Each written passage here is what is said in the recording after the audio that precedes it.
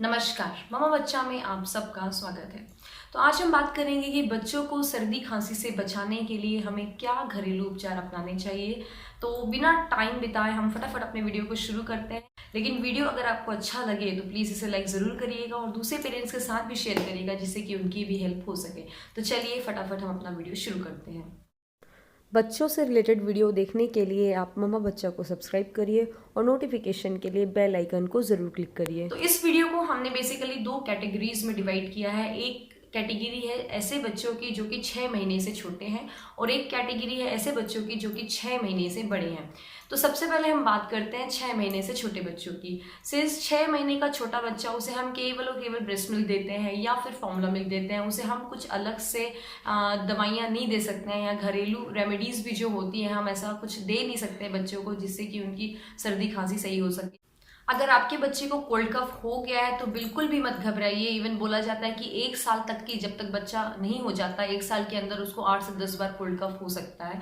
तो अगर बच्चे को जब तक कि कोल्ड कफ नहीं होगा तो उसकी बॉडी एंटीबॉडीज डेवलप नहीं करेगी।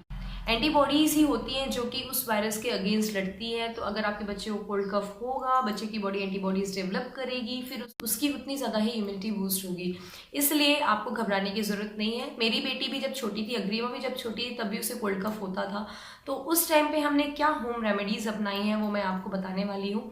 लेकिन होम रेमेडीज़ बताने के पहले एक बात मैं आपको यहाँ पर क्लियर कर दूँ कि यहाँ पर मैं आपको 3 होम रेमेडीज़ बताने वाली हूँ। तो तीनों को आप एक साथ मत अप्लाई करिएगा, क्योंकि अगर आप तीनों अप्लाई कर देंगे तो हो सकता है वो बच्चे को नुकसान कर जाए और उसका नेगेटिव इफेक्ट हो। इसलिए इस चीज़ का आप ज़रूर ध्यान रखिएगा। तो सबसे पहले मैं बात करूँगी मस्टर्ड ऑयल की। तो ये मुझे लगता है हम में से बहुत ज़्यादा लोग इसको करते हैं क्योंकि ये घरेलू नुस्खा बहुत पहले से चला आ रहा है। हमारी दादी नानी सब हमें बताते हैं कि सरसों के तेल में जो हीटिंग एजेंट होता है उसकी वजह से बच्चे का जो म्यूकस है वो मेल्ट हो जाता है।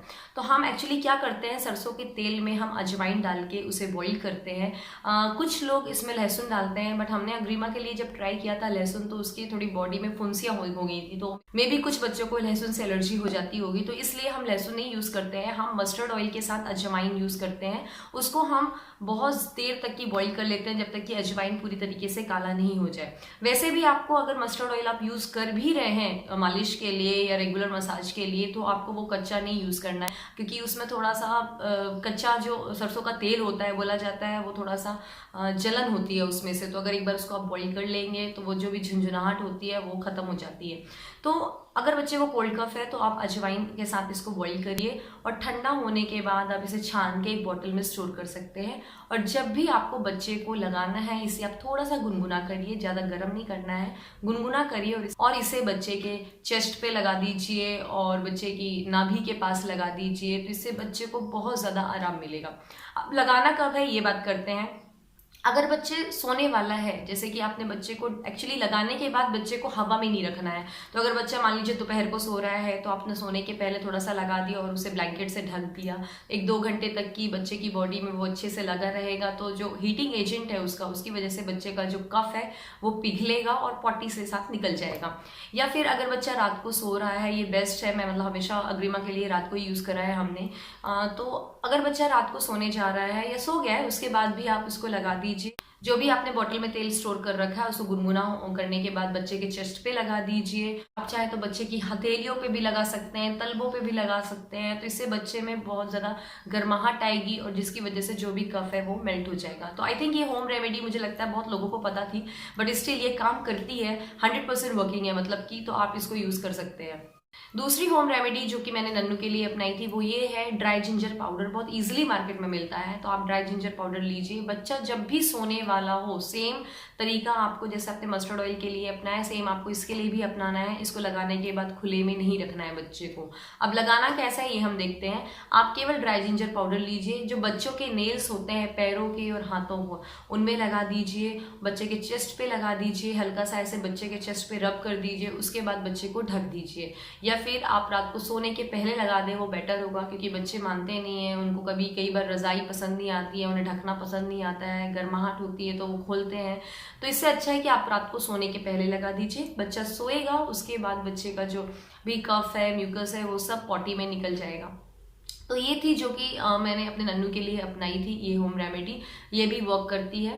तीसरी होम रेमेडी है वो है हींग का पेस्ट। हींग तो अगर आप बोले तो बहुत ही अच्छा है बच्चों के लिए। इवन बच्चों को अगर गैस की प्रॉब्लम भी होती है तब भी लगा दिया जाता है, बहुत अच्छा होता है।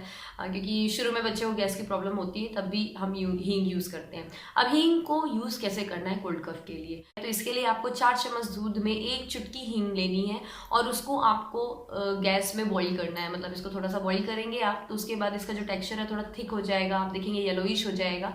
इसके बाद जब ये गुनगुना हो जाए तो सेम बच्चा जब सोने वाला हो, जो तरीका बाकी की 2 होम रेमेडी का है उसका भी यही तरीका है। तो इसके लिए आपको ये जो थिक पेस्ट बनेगा इसको आपको बच्चे के सोने के पहले लगाना है। सेम चेस्ट पे लगाइए, बच्चे की हथेली पे लगाइए और बच्चे की तलवों पे लगाइए।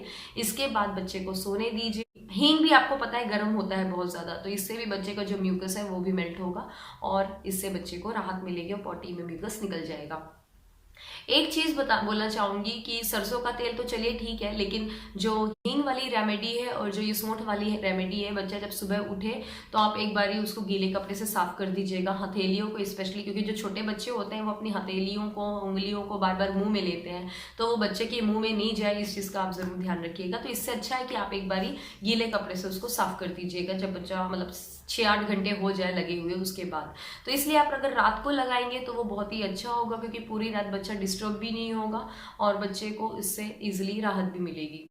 होम रेमेडी के अलावा कई बार क्या होता है बच्चों को स्टिकी नोज हो जाती है, मतलब कि बच्चे की नाक में इतना ज़्यादा म्यूकस बन जाता है कि बच्चा ना सांस ले पाता है ना निकाल पाता है, मतलब बहुत ज़्यादा सफोकेटेड फील करता है। उस केस में आप नेसल सेलिन ड्रॉप ले सकते हैं, आपको बहुत इजीली केमिस्ट की शॉप पे मिल जाएगा। तो नेसल सेलिन ड्रॉप को आप लीजिए, दिन में 3 बार 2-2 बूंदें दोनों नॉस्ट्रल्स में आप डाल दीजिए। इससे क्या होगा, जो ये स्टफी नोज हो रही है, जमा हुआ है म्यूकस नोज में, वो उस सेलिन ड्रॉप की वजह से मेल्ट हो जाएगा, बाहर निकल जाएगा। तो आप एक ये चीज कर सकते हैं। अब बात करते हैं 6 महीने से बड़े बच्चों की।